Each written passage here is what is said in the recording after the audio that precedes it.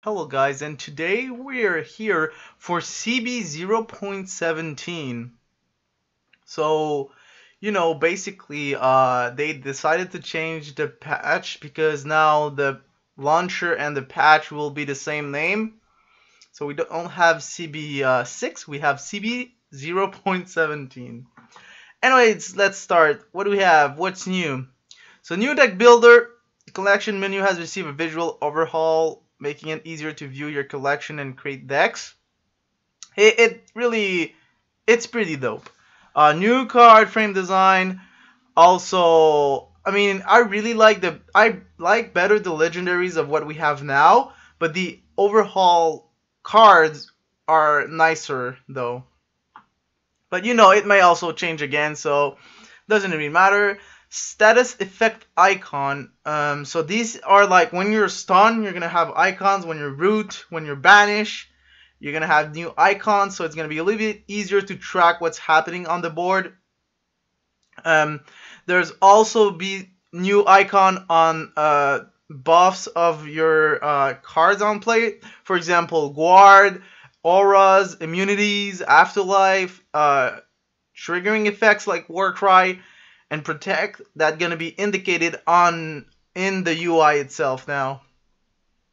There's gonna be also implemented restricted spectator mode that will be right only for some people in the community. It's mainly to do tournaments, basically for the caster to be able to just be able to cast higher quality games with not all the settings that we have to do right now. Right, we kind of have to take a team viewer of one guy and the team viewer of the other player and mix that in the team viewer of one of our casters, and then the other casters are watching that, right?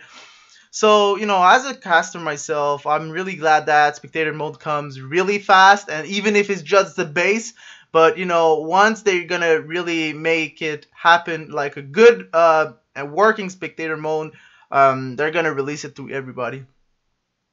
Now, introducing Roman Pantheon.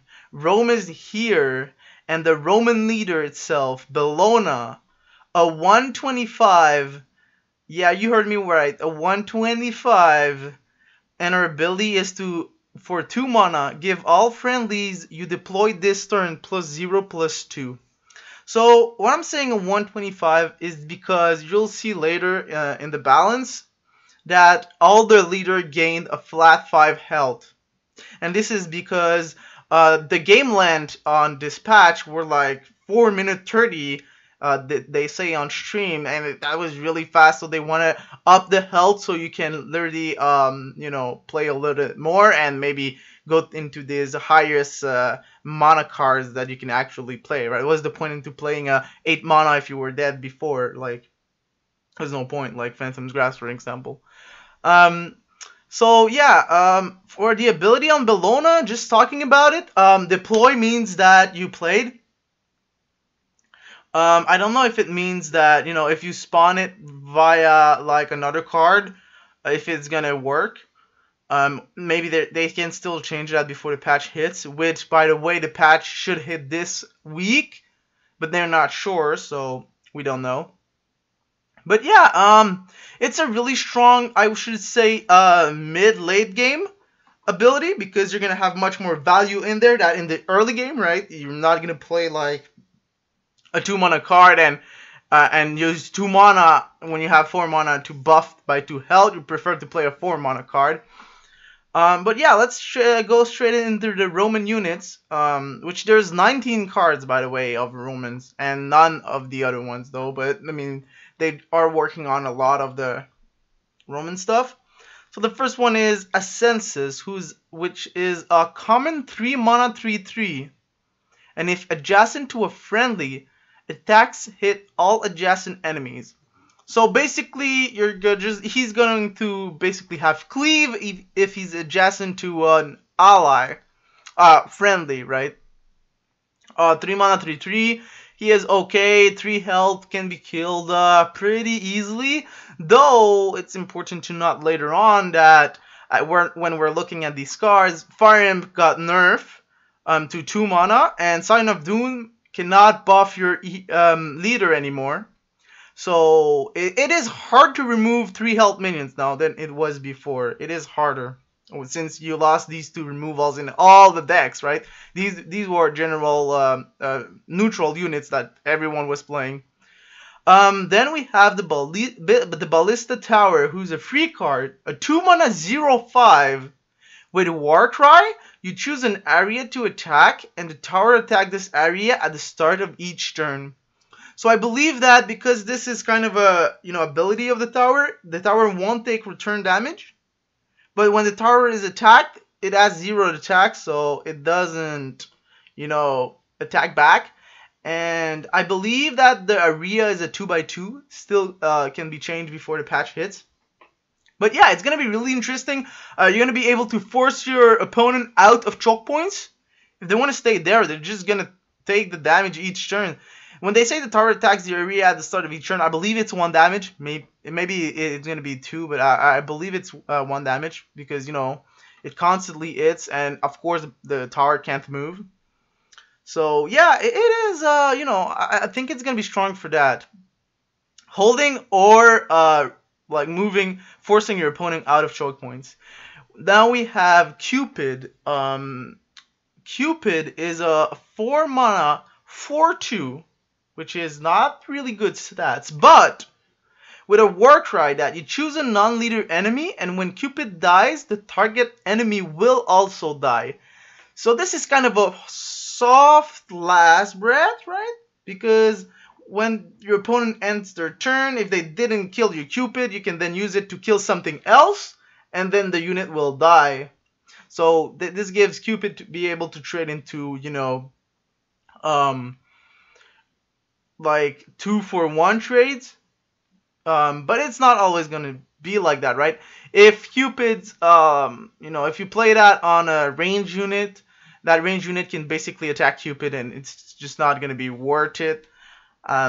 Especially that you aimed at the 4 mana, you want your Cupid to die, kind of. So I don't know. It's going to be interesting to see how it affects the game. Now we have Gallus. Gallus is a rare 4 mana, which is a 1/6. That's a lot of. That's like basically Khepri, because Khepri got nerfed also a little bit secret. But that's basically that's exactly like Khepri. But all adjacent friendlies gain immune to enemy spells. Right. So, and I believe that Nike will be changed also for immune enemy spells, not ally. Just to have more consistency across the game. But yeah, Gallus will be something that, again, Egyptian won't like. Egyptian having so many spells that can remove, like Last Breath, Execute, Magma Slam, Sunders, Fire Shards, all of these spells. Well, Gallus is going to be a counter to that. And yeah, it's interesting because, all the Roman units are built to be adjacent to each other, to move like a unit, to move as a whole army together. And that's the team of the Romans, right? Being one big army together. Moving on next into Gladiator. Gladiator is a rare 4 mana also. 4/4, and your leader ability costs 1 less while this unit is in play. And it doesn't stack if you have 2 Gladiators on board. So that's really powerful. It's basically a 5 mana 4/6. If you play it later on, if you don't play it on curve, you may want to play your Cupid or your Gallus before, and then play your Gladiator on turn 5. But yeah, it's really interesting. Hercules is a free god, a 5 mana 2/8, and you gain 1 attack every time he is damaged. This proc after he's attacked, right? So, for example, if a cursed warrior attack the Hercules, then the cursed warrior will do 2 damage to Hercules. Hercules will attack him for 2 after. If let's say a Thor attack the Hercules, Thor may attack him for 5, for example, and Hercules will attack him back for 2 and then gain 1 attack. So yeah, it's important to note it like that. Mercenary. It is the legendary for the Romans. It's a legendary 1 mana cost 1/1 with charge. And he has a War Cry. It reads passive here, but I thought with Harris read, and he said that it's gonna be probably a War Cry because it's just when he enters the battlefield. So they probably will change this to War Cry. I'm not sure, but I mean, from the info that I get, from what I think he was trying to say, that was the point. And he gains +1/+1 for every friendly adjacent to your leader. And this doesn't count mercenary, again from Harris Reed. No, it was for Harris Barks who said that he doesn't count himself to gain the buff. Right, so because you're obviously going to deploy him adjacent to your leader. So if you play just naked like that, it's a 1/1. If you have other stuff, he can be bigger and bigger, especially that your army is all together, right? So there should be close to your leader. Moving on, we have an epic 5 mana who is Sagittarius, a 2/3 range, and his war cry is to spawn a random Roman with 3 or less cost. Yeah, with cost 3 or less. Sorry, guys.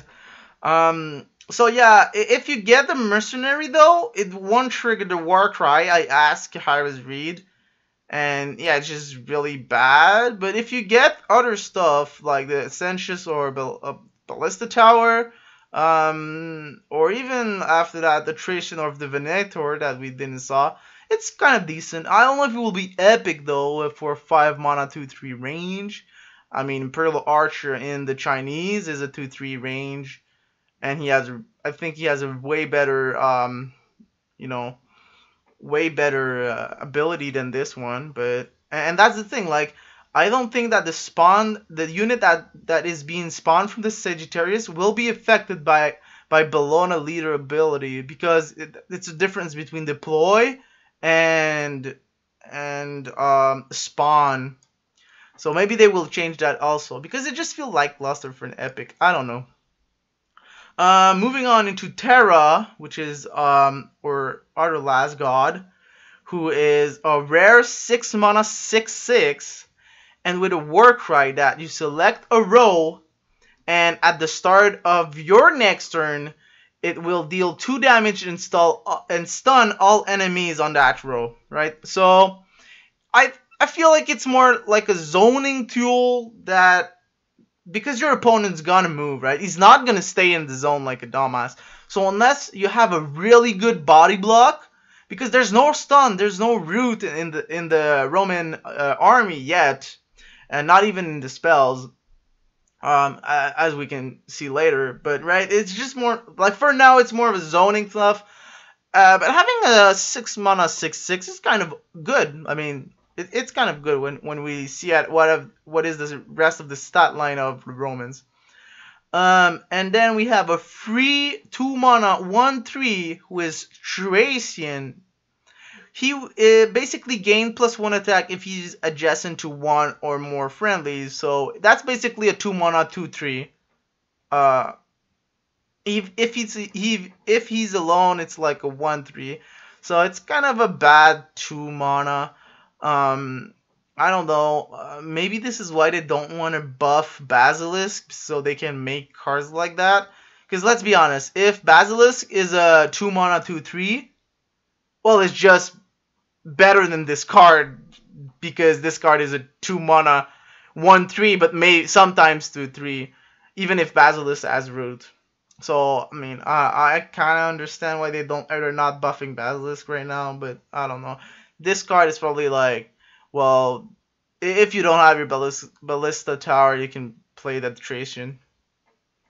And then the last unit is Venator, a free 3 mana 3/2 range, and if he's adjacent to a friendly, Venator takes no return damage. So basically he has Pardon, for those who knows what it is. So yeah, it is pretty strong, because I think the Venator is the best unit you can get from the Sagittarius, giving you basically 5/5 range on 2 units, and one of these guys, which the highest attack, which is better, don't take return damage. So you can kind of, and like, if both of these guys work with the Bellona ability, it's a decent turn 7. right? Turn 7, it's kind of good. I hope Sagittarius works with the Bellona. I mean, because it's really cool on a synergistic team. Okay, moving on for Roman spells now. We have Armaments, which is a common 3 mana, and you draw cards until you have the same number as your opponent. So this could potentially means that you're going to see Rush Roman decks, and when they played all the cards super fast, they just go with Armaments. And if you still have like 3-4 cards, or if you're Control and you have like 6-7 cards, they're just gonna refill their hand and just gonna be able to constantly put out stuff, and you won't be able to remove everything they have on board because everything's gonna be buffed. And then when the game advances, the Bellona ability is gonna kick off, and Bellona ability is kind of good against Annihilation because it gives 2 health. Annihilation deals 3. So maybe maybe aggro Roman will work. Then we have Bulwark, who is a common 2 mana, and it gives your leader guard until your next turn. This is basically really cool. You have a lot of little minions, right? Who and you don't want them to be killed by like 1 attack or 2 attack range unit. You can just guard your leader for that turn, and on the next turn when you're gonna play bigger stuff, that's basically gonna be able to buff your army of Roman. And yeah, it kind of, I like the idea of that, like the leader taking all the damage for the rest of the army. Demoralized, it's a free 2 mana card, and it reduces the attack of all enemies by 2 until your next turn. So this, I think, is really good against for aggro, because aggro is going to have a lot of little stuff on board, and if they're able to reduce their opponent's attack by 2, then you can trade much more efficiently and have better trades on board. So it doesn't feel like that, but you may count this card as a removal for the Roman Pantheon. Then you have Dishonorable.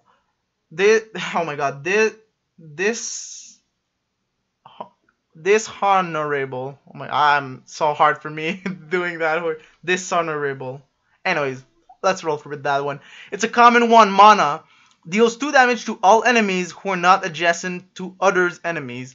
So basically, if your enemies are not adjacent to their own units, they will take damage, right?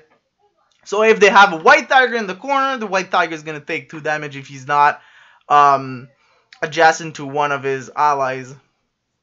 So I don't know, it's really cool. It's kind of a removal, but condition removal. People can play around that, so you're only gonna get punished by yourself, basically, if you move your units not adjacently. And then we have Enlist, who's an epic 5 mana, deal 3 damage to a non-leader enemy, and spawn a Venator. I really like this card, right? Not only you get a removal, but also you get value because you get a Venator, who's an archer, who's the guy right here. And he is kind of a really good unit also. He has 2 health, so he can be removed. So it's really cool. And the thing is, I don't know where the spawn unit goes. And like I said, I don't know if spawn can be boosted by Bellona ability. I will have to check this out. Then we have March, who's a free 2 mana card, and all Roman gain +2 movement and +1 +0 until the end of turn. So this basically means I'm a rush deck. I will get your backline. I will get your leader. I will gain attack and trade up. Playing a March and a Demoralize in the same turn in the late game can really give you the game, if it's not that turn, the next turn, by really trading efficiently on board. These are really 2 cards. They're only 2 mana also. Really powerful, I think. It's really cool. And when they say all Romans, it will not affect your opponent, of course. It's just your army. We cleared that in the Discord chat with Hira's guys. Promote is the last card of the Roman Pantheon that we get in CB 0.17, and it's a free card, 3 mana, and it gives +0/+2 to all friendlies in target area. I don't know what the area is. Maybe it's a 2x2. Maybe it's bigger. I don't know. But it is kind of Bellona ability, but you know, you can give it on all the units on board except on the only one you summon that. And with another leader in Roman after, this promote card will be good because you're gonna have another choice of not only playing Bellona and still giving health to your units. And it's interesting because you want your units to have health since you want them to stick on board, to be adjusted to each other, and to be really useful to another one. And then we move into the general change, and this is kind of huge. For gods, the duplicate god rule has been removed, so now you can have two of the same gods in play at the same time, and when you're trying to play a god, it will no longer heal the god of the same name that is already in play. So you're not be able to heal your own Hades, for example. You're going to be able to play a second Hades. And this will, I don't know, I feel like it really will lead like some frustration things. Like your opponent playing a Scotty, using the mana potion to play Scotty. Next turn he's going to play another Scotty. And on the 4 mana turn he's going to play Kaldir for 1 mana, Kaldir for 1 mana, and Kaldir for 2 mana. And then you have to kill both Scotties so the Kaldirs get debuffed. And it's already hard to kill one, right? Especially with the nerf on Fire Imps and Sign of Doom now, the Scotties are going to stick. Then you're going to get wrecked by all the dogs around there. So yeah, also some annoying stuff like Chongas and Chongas healing each other.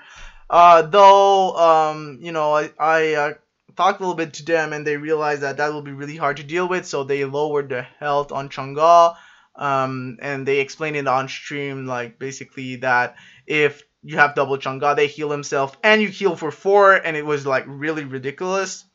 So yeah, and I also think that having double Ymir on play, when you can stun 2 units of your opponent and they can't do anything because they're stunned, and Ymir doesn't take return damage, so like you have 2 Emirs, it's just GG at that point, right? Your opponent gets 2 Emir, you can't do anything to stop that. And like I said, it's a little bit, I'm a little bit scared because we lost Fire Imp and Sign of Doom has really good removal to our decks, so now we have less. But now we have, like, for example, Fenrir's. You use Mana Potion, you play Fenrir, your opponent's not able to kill your Fenrir. Well, the next turn you play another Fenrir, and then it's like, well, I couldn't kill the first one, now I have to deal with the second one? It's just, they're not gonna, it's just GG at that point also. You know, it may be some fun stuff like double Aphrodite, so they, like, each kiss each other, or you can double kiss your leader so heal faster. I don't know. It's definitely a buff to cards like Thanatos. So if you had a Thanatos on play, you can play the other one and use his execute. Also buffing like Nemesis. If you had one on play, you can also play it again to kind of reduce the health of an enemy unit. But I really feel like they say, that's the thing I like what they say on stream, right? They say, we know that this is going to affect balance, and we will always check the balance of the gods after, before the patch and after the patch and after this change. We will still look and see at the balance, right? And it really reassured me when they say that, because if anything goes broken and really annoying, they will balance that after. So even if right now this change is really big for the game and changes a lot of stuff, it will be balanced in a couple patches, right? We just hope that it goes fast and we don't have that many problems with this change. Then they updated the daily quest, so they popped all at the same time when you log in instead of one after the other. And this is actually also a really cool change that I like. So Warcry will not longer trigger when units are spawned, and this includes spells like Ritual Tribute and Book of the Dead. So basically, you know, if somebody was Ritual Tributing a Gab, he was able to play the Gab Warcry, even if when you read the Warcry said when it's played from your hand. But now they will not be able to do that any longer, right? So Book of the Dead and Anubis will not trigger his ability. It's a little bit nerfed to Ritual Tribute, Book of the Dead. Bulwark of Hope, like if you have a Thanatos now, it's not going to do his ability, but You know, it just feel like I lost the game to my opponent was at 2 health and I had my 2 attack Freya and he minion recruited my Blade Master and the War Cry heal him over my lethal damage and I just lost the game after because I couldn't kill her in one turn and then she had board control and she had my Blade Master and that was GG, right? So it was really weird to lose like that. I mean, it could have been the way they wanted to go, but I feel like at least now everything is, the same between everything. And like dealing with a 3-9 Gab is pretty hard, even if he doesn't heal for 3, like a 3-12 Gab, for example. So let's move into balance. Now, like I said, most of the leaders gained 5 health. So we have Freya increased health from 20 to 25. Guan Yu the same thing. Odin the same thing. Poseidon the same thing. Then we have Ra increased health from 18 to 23. Zeus, this is a typo. It's 18 to 23. I confirm with Hyra's Red. And Isis 18 to 23. Also, Nuwa got increased health from 18 to 23. But she also got a reduced mana cost of her ability from 2 to 1, and now she can only target 1 tile instead of 2 with her ability. So I think that's actually a really big buff. So now you're going to be able to play like a Stone Guardian on the 5 mana turn and give him like the bush stealthy thing. So your opponent needs to walk through him to actually be able to attack him or play a spell on it. And I really like that because Guan Yu was really useful when you had nothing to do to just farm Crescent Blades and be ready when your opponent's going to play something. Nuwa didn't have that. If you couldn't play something on the first turn, Guan Yu was doing a Crescent Blade. Nuwa was just doing nothing. But now, actually, Nuwa is going to be better when the game advances and when positioning is going to be really relevant. If Nuwa has a choke point, she can stealth or range units, so she decides when she wants to attack you, and you cannot attack her range units. So this is really cool. It balances out Nuwa versus Guan Yu in the Chinese Pantheon. Now, on the units and spell balance, we have Bastet, who got reduced health from 3 to 2. And this is just because Bastet was so much value. For 3 mana, you needed to invest 6 attack. Like, deal 3 damage to the Bastet and 3 damage to all the 3 cats.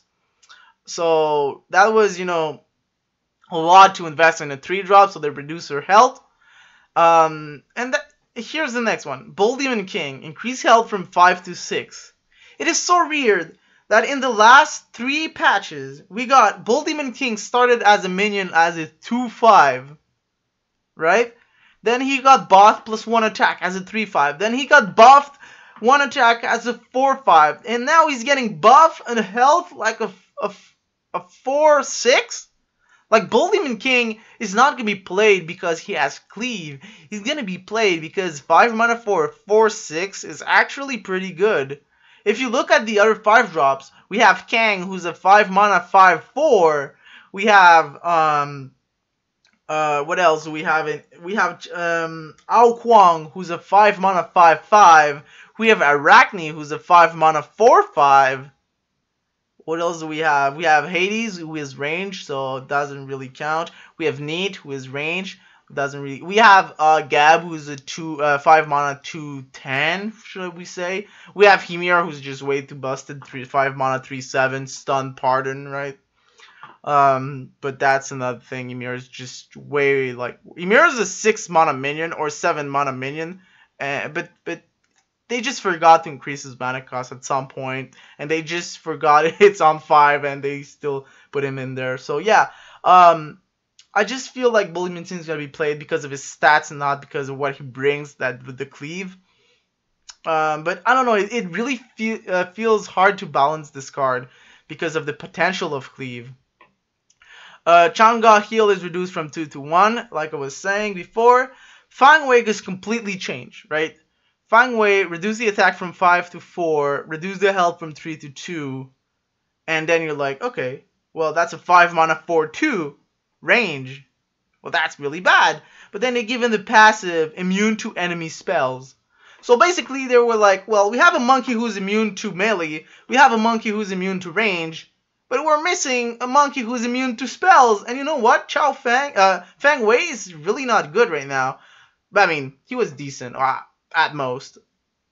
So now we have 3 monkeys with immunes to all the 3 stuff that we have in the game right now. And yeah, it's a 4-2 range immune to enemy spells, so he won't die to Egyptian stuff. And it's kind of really good at 4-2. Like, I don't know. It's because it can only attack 2 times if you attack the leader, right? And then the leader can kill him, but you deal 8 damage to the leader. You can also trade with a Neat, but 5 mana to trade with a Neat at 5 mana is not really good. So yeah, it's gonna be interesting to see how Fang Wei plays. I will probably, I don't know, I would have loved him to have still 3 health, 5 mana, 4-3, immune, range, immune to enemies. But I don't know. Maybe it was too good. Maybe a 3-3. What, right? I think I would like a 3-3, 5 mana, 3-3, immune to enemy spells. That would have been nice. I don't know. I mean, 4-2, 3-3. It's little details. Fire Imp got the increased mana cost from 1 to 2, like I was saying. Fist of the Gods increased the mana cost from 0 to 1, and like, yeah, I was pointing that out for them. Like, why does Fist of the Gods, who is a stun, cost 0 mana when Weakening Curse, like we can see here, it got reduced mana cost from 1 to 0, like it was 1 mana, right? Weakening Curse was worse than a stun because your unit can still move. And it was costing 1 mana when Fist of the God was costing 0 and it was stunning the enemy. I was a little bit confused, and I mean, I think they realized why I was confused and why so other people, like there's a lot other people that was saying that also. But it's really cool that, you know, they realize that it's just a little bit weird. And now it makes much more sense that a card who's more powerful costs 1 mana, and who's less powerful costs 0 mana. And when they're really similar, right? Fist of the Gods is straight up better than Weakening Curse. This is like basically Teleport being straight up better than Blink. Blink costs 0, but it's only 3 tiles, while Teleport is infinite tiles, but costs 1.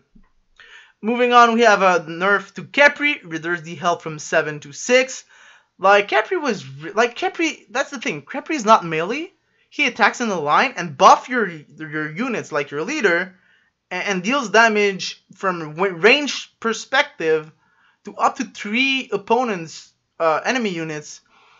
And he's a 4 mana for 1/6. He is really good. You get my point, right? He can't attack into diagonally. That's really funny, but you know, when you know that, you can play a little bit with this. And Khepri, it will buff most of the time your Ra or your Isis, and that unit can attack. Your leader can attack for 2 then. So it's good. And he was a little bit overstated. It's 4 mana for 7 health. Now it's 4 mana for 6 health. So it's gonna be a little bit easier to kill. But you know, it's still strong. But like, when I see that, I think about Ymir, and I'm like, okay, this is not that bad. Then Magma Slam increased mana cost from 2 to 3. So now Magma Slam is a 3 mana card to deal 3 damage. I don't know how good or bad this is. Will definitely hurt the Egyptian to be able to play a Magma Slam and play something else at the same time, right? Like on the 5 mana turn, you could play Magma Slam Bastet, and that was really fine. Magma Slam Decrepit Bowman, and that was really fine. Now you won't be able to do that on turn 5. So early game removal for Egyptian is a little bit nerf. Now we have Sign of Doom, who can no longer target leader with his Warcry. So we're gonna have to actually have a board to be able to play a Sign of Doom to use his Warcry. So that's really cool. But like I said, it's gonna be really conditional. So I don't know. Like, control decks will not be able to play a Sign of Doom anymore, and aggro decks will still be able to play Siren Doom, so that we still have some power here for aggro decks. Now Stone Gaia is reduced mana cost from 4 to 3. So basically this means that for 3 mana you can play Stone of Gaia or Deathbringer. And when I was checking at all the Greek cards and like Nike and like Ares and Fire Giant, even it's not Greek, I mean you can play it in a Greek deck, and Blade Master, and I was like, you know, most of the time, playing a Deathbringer will give you much more benefit if it's for clearing or for bursting damage or for finishing the game, that doubling the health of your Blade Master / Ares, which is probably the best target, or Athena even, because that will just make that the unit will not die, and that it got last breath or executed, or, I mean, it's really gonna be feeling weird if you Stone of Gaia your unit and then the opponent Greek plays a Nemesis on it. But yeah, you get the point, right? I think that, yes, Stone of Gaia is cool and everything, and you can do really cool stuff, but most of the time I think Deathbringer will benefit you better than Stone of Gaia. And yeah, that's it. Weakening Curse, already talked about that one. Reduced from 1 mana to 0 mana. And a bunch of bug fix. I'll let you read in these ones. You can also check the SMITE Tactics issue tracker if you want to see what the bugs are. But you know, it's gonna be all clean, and we're gonna start again a new one. But yeah, thank you for watching, guys. I hope that you enjoyed. And if you have any comments, or if you want to share with me your thoughts about the Roman Pantheon, feel free to leave a comment in the description of the video. And I'll see you soon.